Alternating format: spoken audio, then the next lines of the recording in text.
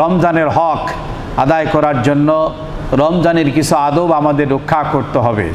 এক নম্বরও হলো নজরের হেফাজত করতে হবে। এই চোখ দিয়ে যে সকল নারী দেখা জায়েজ নাই, ওই নারীর দিকে নজর করা যাবে না। যে সমস্ত পুরুষ দেখা জায়েজ নাই, ওই পুরুষের দিকে তাকানো যাবে না। ফেসবুক, ইউটিউবের নোংরা ছবি, নাচ, গান, ড্যান্স, এই নৃত্য, অশ্লীলতা, এগুলো আমাদেরকে দেখা যাবে না। এটা হলো চোখের হেফাজত। আর একটা হেফাজতে জবানের হেফাজত করতে হবে। গালি দেওয়া যাবে না, গীবাত করা যাবে না, জবানের মধ্যে হারাম কোনো কিছু ঢোকানো যাবে না। কানের হেফাজত করতে হবে। এই কান দিয়ে যেন কোনো গান না শোনা হয়, এই কান দিয়ে যেন কোনো নোংরা গুনাহের জিনিস শোনা না হয়, এই জন্য কানের হেফাজত করতে হবে।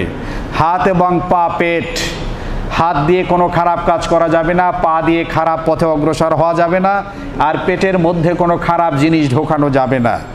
এবং ইফতারটা করতে হবে 100% হালাল টাকার ইফতার। 100% হালাল টাকার ইফতার। যদি বোঝেন কোনো সুদখোর দাওয়াত দিয়েছে, তার ইফতার পরিহার করবেন। যদি বোঝেন কোনো ঘুষখোর ইফতারের দাওয়াত দিয়েছেন, তার ইফতারকে পরিহার করবেন। কারণ ওর মধ্যে যদি হালাল থেকেও থাকে, মিশ্রণ হতে পারে। ইমানদাররা সবসময় সংশয় এবং সন্দেহ থেকে নিরাপদ দূরত্ব অবস্থান করে। আমি যদি সুদখোর হই, আমি যদি আপনাকে দাওয়াত দেই, আপনার উচিত হবে আমার দাওয়াতকে এড়িয়ে চলা। আমি যদি ঘুষখোর হই, আপনাকে যদি দাওয়াত দেই, আমার দায়িত্ব হবে আমার দাওয়াতকে এড়িয়ে চলা। এটা আপনার হেফাজতের জন্য, তা না হলে সর্বনাশ হয়ে যাবে। হারাম পয়সা দিয়ে ইফতার করা যাবে না, তাহলে রোজার হক আদায় হলো না। হ্যাঁ, যদি আমি সুদখোর হই, ঘুষখোর হই, আমি যদি খারাপ মানুষ হই, মদখোর হই, আমাকে তওবা যদি করতে পারি, তাহলে ইনশাআল্লাহ আল্লাহর দরবারে আমি মকবুল হয়ে গেলাম, সেটা হলো পরের কথা। কিন্তু ইফতারটা করতে হবে হালাল পয়সা দিয়ে। 100% নিশ্চিত হয়ে হালাল পয়সা দিয়ে ইফতার করবো, রাজি আছি ইনশাআল্লাহ? মসজিদ, মাদ্রাসায় 100% হালাল টাকা দান করতে হবে। আর সারাদিন ভয়ের মধ্যে থাকতে হবে, আল্লাহ রোজাটা তো রাখলাম, কত জানা অজানা গোনা যে হয়ে গেল, রোজা কি কবুল হলো? ভয় অন্তরে পোষণ করতে হবে। এই 6টা জিনিস যদি আমরা রমজানুল মুবারকে অন্তরে লালন করতে পারি, ধারণ করতে পারি এবং সেই অনুপাতে পরিচালিত করতে পারি নিজেকে, ইনশাআল্লাহ এক রমজানের কারণে, 30টি রোজার কারণে, 30 তারাবির কারণে, 30 তাহাজ্জুদের কারণে, 30 দিন রোজার কারণে আল্লাহ তাআলা আমাকে আর আপনাকে আল্লাহর উঁচু মাপের ওলির দরজায় কবুল করে নেবেন। আল্লাহ তাআলা খুব কবুল করেন, আমিন। ওয়া আখিরু দাওয়ানা আলহামদুলিল্লাহি রাব্বিল আলামিন। রমাদানুল মুবারক 1444 হিজরির আজকের প্রথম তারিখে এই পবিত্র জুমার নামাজ আদায় করার জন্য আল্লাহর ঘরে আগে ভাগে আসার সুযোগ করে দিয়েছেন। এই জন্য প্রাণ খুলে শুকর আদায় করছি, আলহামদুলিল্লাহ। রমজান মাস জাহান্নাম থেকে মুক্তির মাস, রমজান মাস জান্নাতের বাসিন্দা হওয়ার মাস, রমজান মাস তাকওয়া অর্জনের মাস, রমজান মাস আত্মার পরিশুদ্ধির মাস, রমজান মাস আল্লাহর ওলি হওয়ার মাস। একটি মাস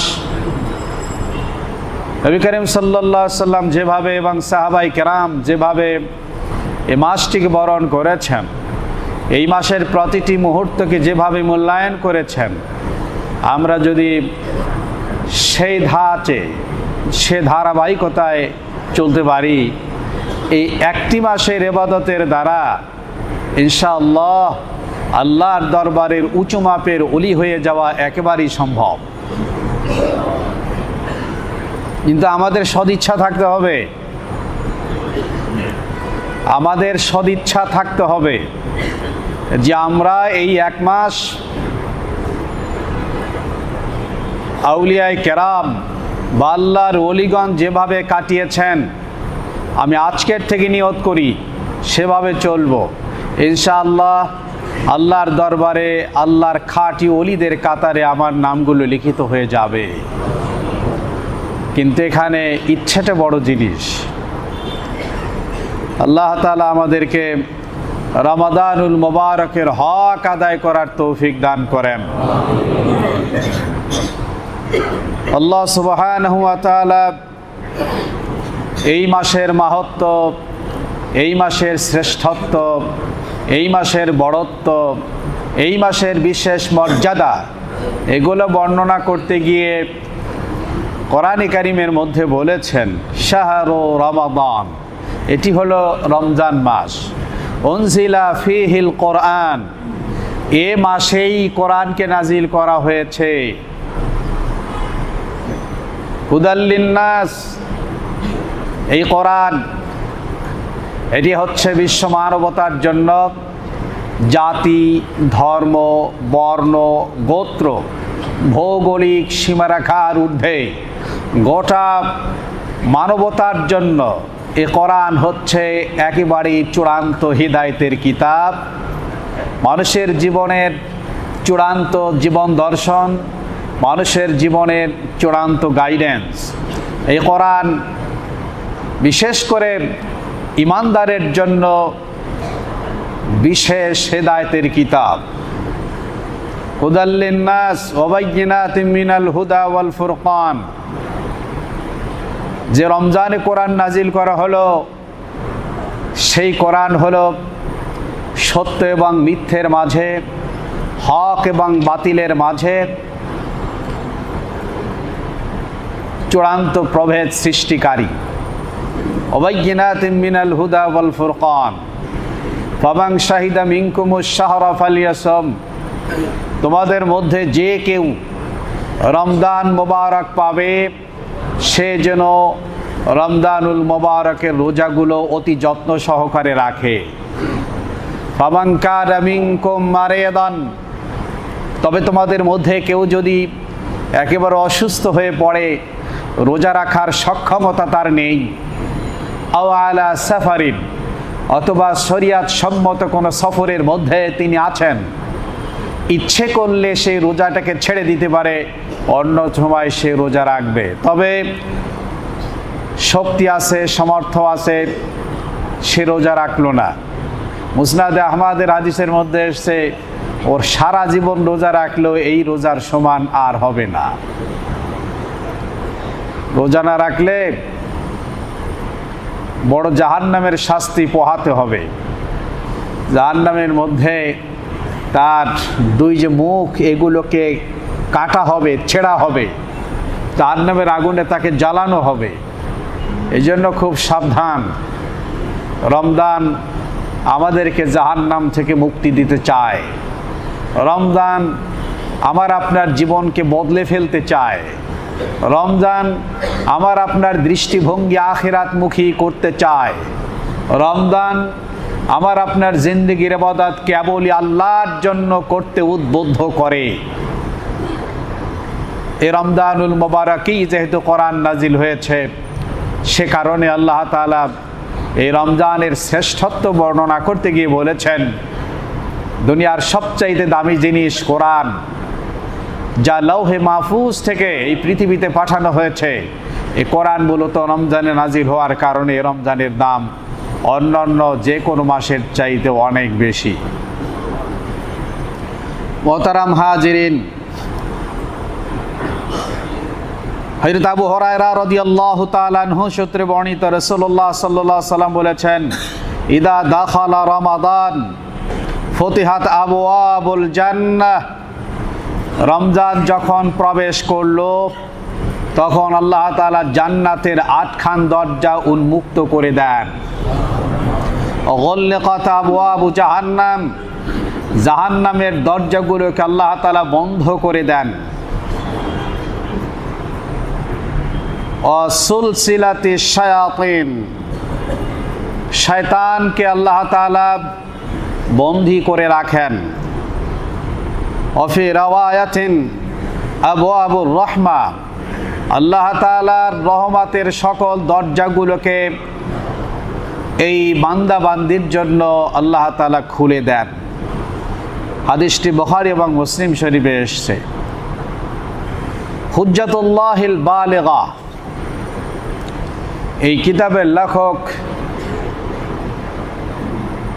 শাহ ওয়ালিউল্লাহ মুহাদ্দিস দাহলাভী রহমাতুল্লাহ আলাইহি এই হাদিসের ব্যাখ্যা করতে গিয়ে তিনি বলেছেন,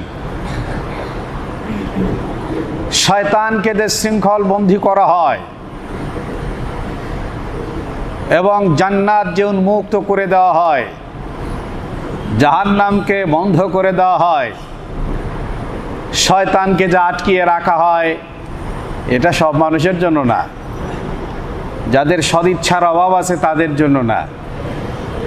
যারা রমজান মাস আসলো আর গেল, তার জীবনের কোনো দোলা দিয়ে গেল না, তার জীবনের মধ্যে কোনো ছোঁয়া লাগালো না, তার জিন্দেগিতে রং ধরালো না, তার অন্তরের ভেতর আন্দোলিত হলো না, রমজানের কারণে তার জীবনের পরিবর্তন আসার নিয়ত হলো না, ওই ব্যক্তির জন্য এগুলো নয়।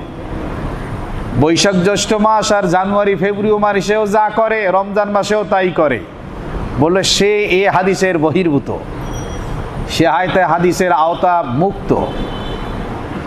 এই হাদিস হচ্ছে ওই সকল নেককারদের জন্য যারা সদা সর্বদা এই রমজানের হক আদায় করার জন্য মহাব্যস্ত থাকেন। রমজান এসেছে, তার ব্যবসা বাণিজ্য, তার পেশাগত জিম্মেদারি, তার চাকরি নেকরি, এই সবগুলোর মধ্যেও একটা পরিবর্তন আসবে। সেই সবাইকে যতটুকু না হলে নয়, ওখানে দিয়ে বাকি টাইমটা পুরো সময় তিলাওয়াতের মধ্যে মশগুল থাকবেন, তারাবির মধ্যে মশগুল থাকবেন, তাহাজ্জুদের মধ্যে মশগুল থাকবেন, জিকিরের মধ্যে মশগুল থাকবেন, মুনাজাতের মধ্যে মশগুল থাকবেন, দরুদ শরীফ পাঠের মধ্যে মশগুল থাকবেন। যিনি লম্বা লম্বা রুকু করবেন, লম্বা লম্বা সিজদা করবেন, যিনি সারাক্ষণ আল্লাহর ধ্যানে মগ্ন থাকবেন, এমন মানুষগুলো যেন শয়তান ডিস্টার্ব করতে না পারে, এমন মানুষগুলোকে যেন শয়তান বাধা দিতে না পারে, প্রতারণা করতে না পারে। এই জন্য শয়তানকে আটকায় রাখা হয় যে তারা একাগ্র চিত্তে এবং খুব খুজুর সাথে আল্লাহর প্রতি মনোনিবেশ করতে পারেন। এই কারণেই শয়তানকে বন্দী করে রাখা হয়। কিন্তু যাদের সদিচ্ছার বড় অভাব, ঈদের দিনে দামি দামি জামা কাপড় কিনে প্রথম কাতারে শামিল হয়ে গেল, রমজানের হাকিকত যাদের কাছে, রমজানের মূল্য যাদের কাছে এমন, তাদের জন্য না।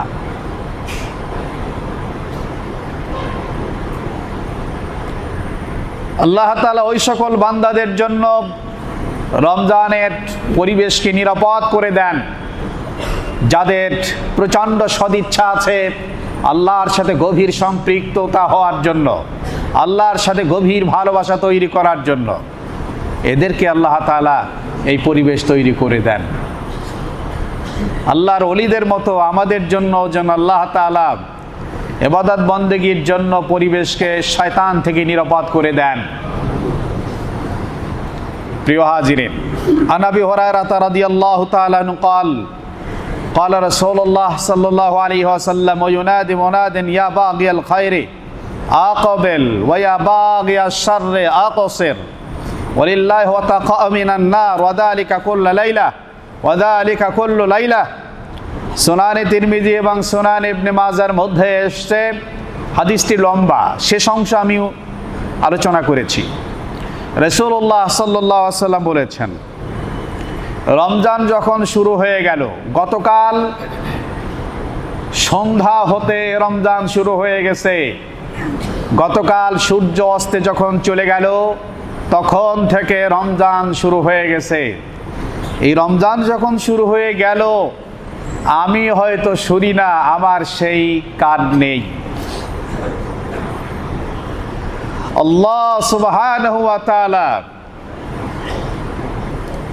ডাক দিয়ে বলতে থাকেন, ওয়ায়ুনাদি মুনাদিন ইয়া বাগিয়াল খায়রে আকবেল, হে সত্যের অনুসন্ধানকারী, হে আল্লাহর ভালোবাসা অর্জনকারী, হে তিলাওয়াতকারী, হে জিকির করনেওয়ালা, হে নামাজ পড়নেওয়ালা, হে তাহাজ্জুদ পড়নেওয়ালা, হে তারাবি পড়নেওয়ালা, হে আল্লাহর ইবাদত বন্দেগী করনেওয়ালা, আকবেল আকবেল, সামনে বাড়ো সামনে বাড়ো, তোমার জন্য অনেক বড় সুখের সংবাদ, সামনে বাড়তেই থাকো, পেছনে তাকিও না, সামনেই বাড়তে থাকো। ওয়া বাগিয়া শাররে আকসের, আর হে গুনাহগার, হে মিথ্যে অন্বেষণকারী, হে নফসের প্রবঞ্চনায় আক্রান্ত, আকবেল আকসের, দয়া করে একটু থামো, আর গোনা করো না, আর গোনা করো না, আর গোনার দিকে অগ্রসর হয়েও না, এরকম বলতে থাকে। এই জন্য আমাদের হাদিস থেকে শিক্ষাটা কি? আল্লাহ যাদেরকে কপাল খুলে দিয়েছেন, যাদের ভাগ্য সুপ্রসন্ন করেছেন, যাদেরকে আল্লাহ তাআলা আপন করে নিয়েছেন, তারা রমাদানুল মুবারকে প্রতিদিন তিলাওয়াতের মধ্যেই তার অধিকাংশ সময় কাটাবে, ইবাদতের মধ্যে কাটাবে, জিকিরের মধ্যে কাটাবে, নামাজের মধ্যে কাটাবে। সে তো একটা মুহূর্ত রমজানের অপচয় করবে না। তাদের জন্য তো আল্লাহ তাআলা উদ্বুদ্ধ করছেন, উৎসাহিত করছেন, তারগীব দিচ্ছেন, বলছেন তুমি সামনে বাড়ো, তোমার রাস্তা ভালো, সামনে বাড়ো, পেছনে ফিরো না, ডানে বামে তুমি লক্ষ্য করো না। আর যারা গোনাগার, গোনা থামেই না, তাকে বলছে দয়া করে এই রমজান মাসে আল্লাহর ওয়াস্তে গোনা ছাড়ো, এখন আর গোনা করো না। হারাম কামাই করো, এখন ছেড়ে দাও, হারাম খাও, এখন বন্ধ করো, গীবত করো, বন্ধ করো, শিকায়াত করো, বন্ধ করো, অশ্লীলতায় লিপ্ত বন্ধ করো, দুশ্চর্চা করো, বন্ধ করো, এখন একটু থামো। এই মাসে এই অপকর্মগুলো করো না। এইটা জানুয়ারি আর ফেব্রুয়ারি, বৈশাখ আর জ্যৈষ্ঠ না, এটা রমজান মাস। একটু থামো, একটু থামো। আগে নামাজ কামাই দিতে, এখন আর দিও না, এখন থামো।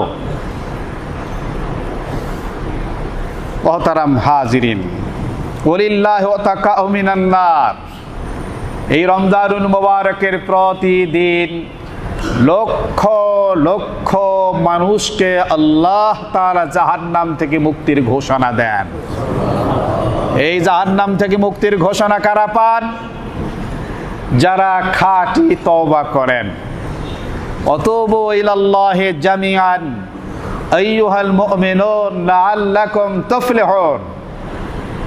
আল্লাহ পাক ডাক দিয়ে বলছেন, হে ঈমানদার মুমিনগণ, হে মুসলিমগণ, তুমি কবিরা গুনাহ করেছো, তুমি জিনা করেছো, চুরি করেছো, ডাকাতি করেছো, সন্ত্রাস করেছো, চাঁদাবাজি করেছো,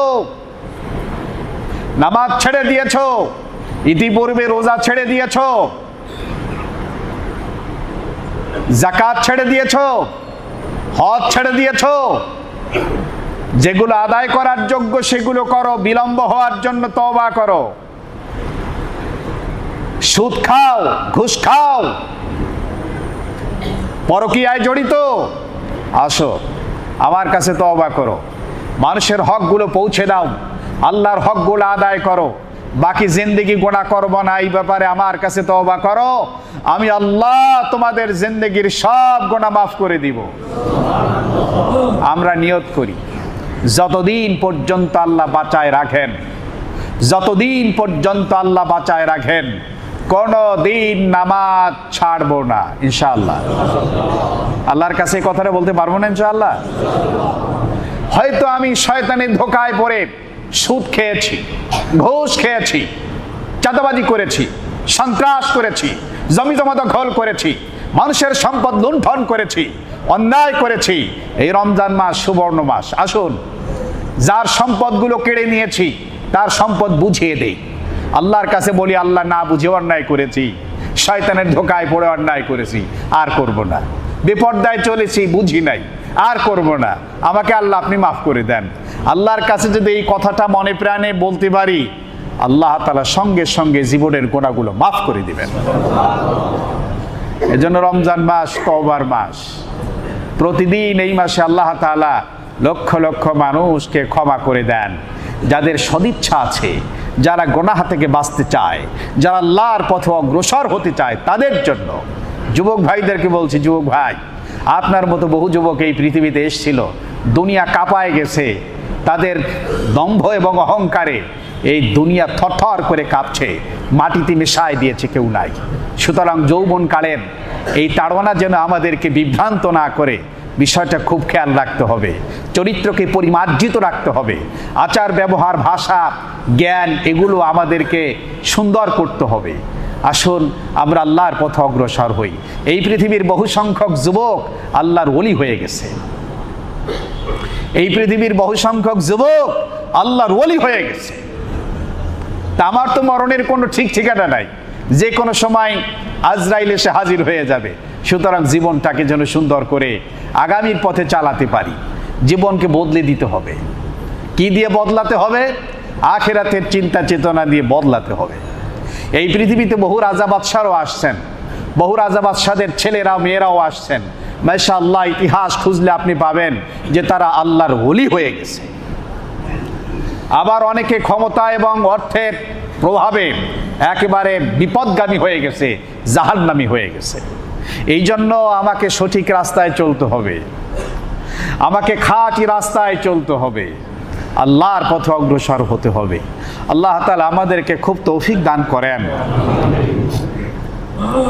وذلك كل ليلة وعن ابن عباس رضي الله تعالى عنه قال كان النبي عليه الصلاة والسلام أجود الناس كل ليلة في رمضان يعرض عليه النبي صلى الله عليه وسلم القرآن فإذا لقيه جبرائيل كان أجود بالخير من الريح المرسلة।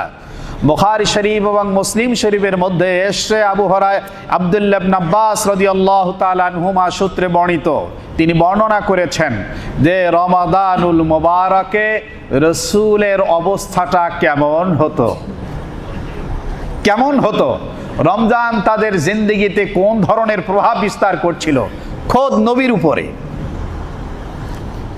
আব্দুল্লাহ ইবনে আব্বাস রাদিয়াল্লাহু তাআলা আনহু সেটা বর্ণনা করেছেন। আজওয়াদান নাস বিল খায়র, রাসূলুল্লাহ সাল্লাল্লাহু আলাইহি সাল্লাম তো কল্যাণের জন্য সারা বছরই সবচাইতে এগিয়ে থাকতেন। নবী করিম সাল্লাল্লাহু আলাইহি সাল্লামের দানশীলতার কোনো নজির নাই।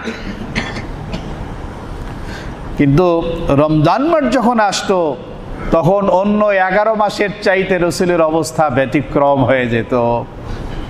কানা জিবরাইল আলাইহিস সালাতু ওয়াস সালাম ইয়ালকাহু কুল্লা লাইলা, এই রমজান মাসে হযরত জিবরিল আলাইহিস সালাতু ওয়াস সালাম প্রতিদিন রাসূলের কাছে এসে হাজিরা দিতেন।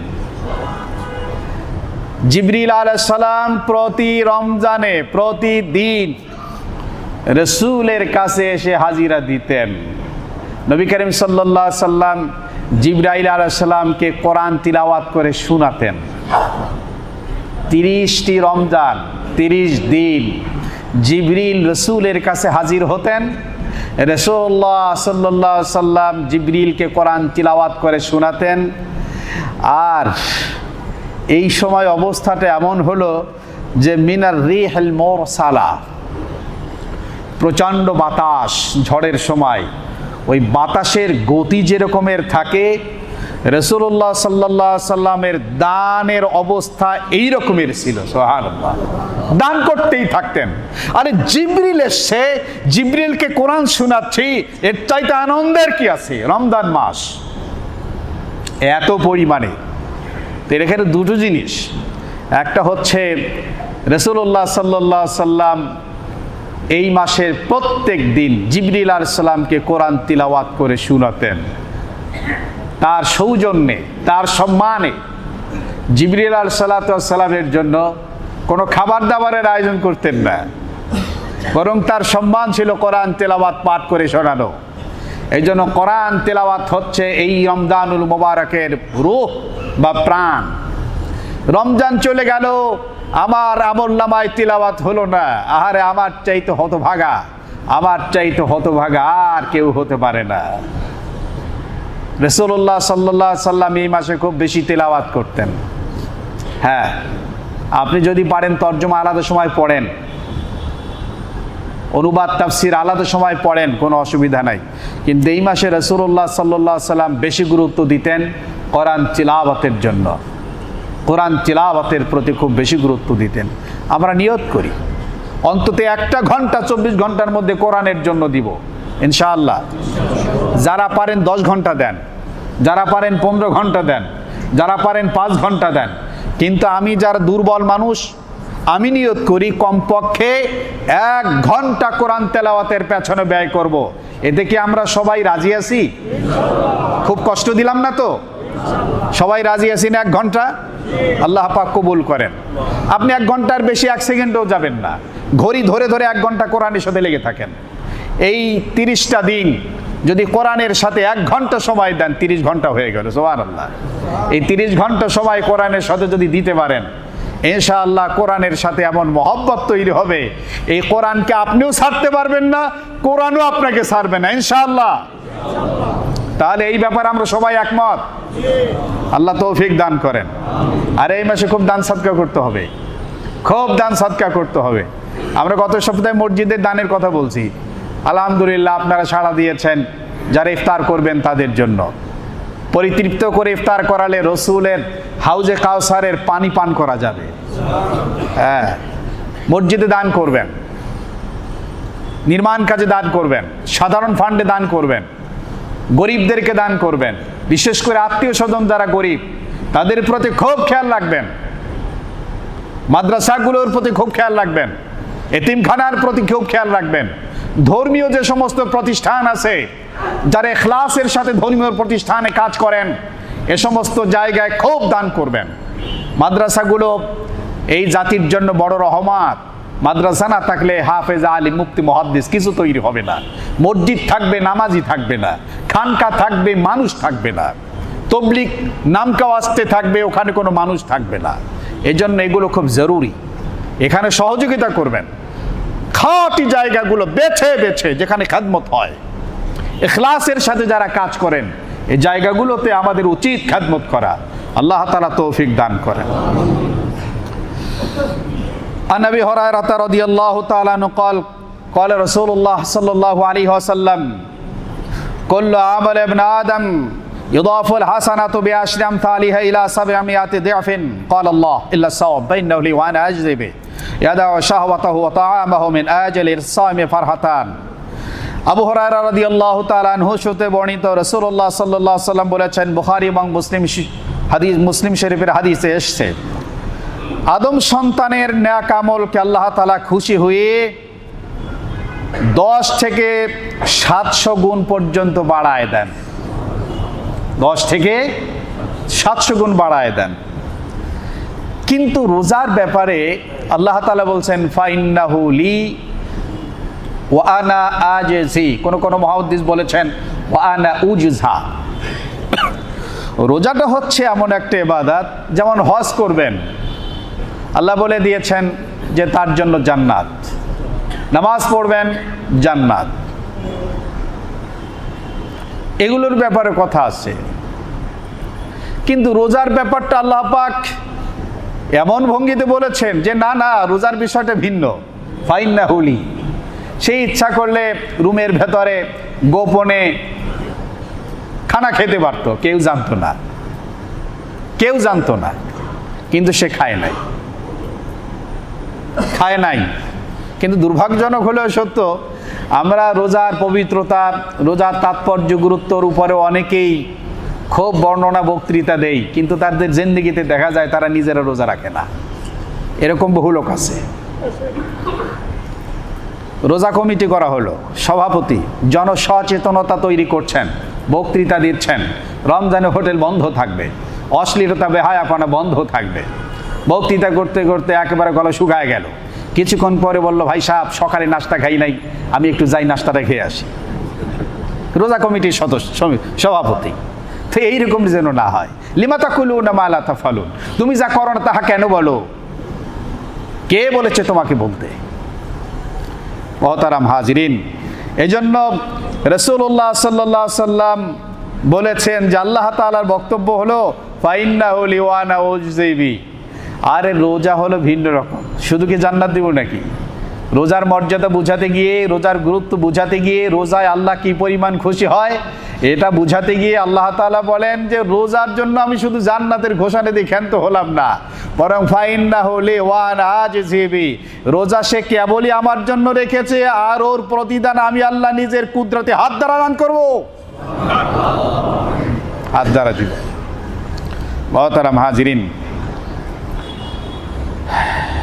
অথবা আর এক বর্ণনায় রোজাদারের জন্যই আমি তার প্রতিদান হয়ে যাব, আল্লাহ রোজাদারের প্রতিদান হয়ে যাবেন। সুবহানাল্লাহ, কত বড় কথা।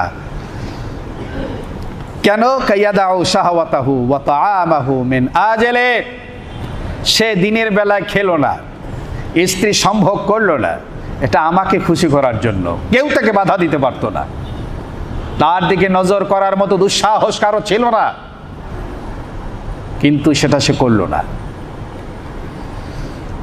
এ কারণে আমি তার প্রতি খুশি। লিসাইমা ফারহাতান, রোজাদারের উপর আল্লাহ তাআলার পক্ষ থেকে দুটি খুশি। কয়টা খুশি? একটা দুনিয়াতে আর একটা জান্নাতে। দুনিয়াটা হচ্ছে ইনদা ফিতরিহি, একটা হলো সারাদিন রোজা রেখে ইফতারের পূর্বক্ষণে, ইফতার সামনে কয়েক মিনিট আসে, ঘড়ি দেখছে, মোনাজাত করছে, এই তো 2 মিনিট 3 মিনিট 4 মিনিট বাকি আছে, কি যে এক অনাবিল প্রশান্তি অন্তরের ভেতরে, এটা দুনিয়ার কোনো ভাষাবিজ্ঞানী তার কলমের খোঁচা দিয়ে এটাকে বর্ণনা দিয়ে বুঝাতে পারবে না। এটা যিনি রোজাদার, মুখলিস, আল্লাহর ওলি, ওই লোকটাই কেবল বুঝতে পারবে।